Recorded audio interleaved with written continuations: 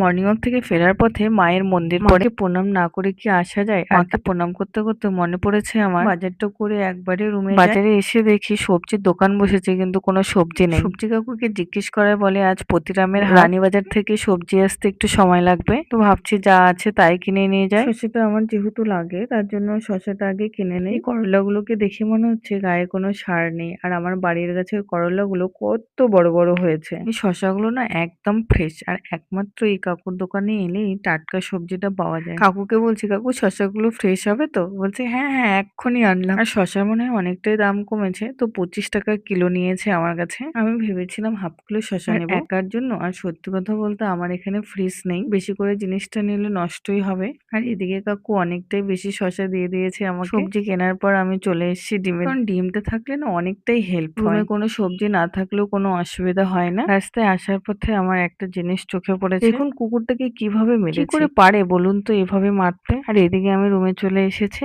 বুনুকে বলছি আমি আজকে ভীষণ খুশি আমি যে আমার হাতে যে ডাঁঠাগুলো দেখছেন শুধু 5 টাকা দিয়ে কিনেছি ডাঁঠাটা। এই বাজারেও 5 টাকা দিয়ে সবজি পাওয়া যায়।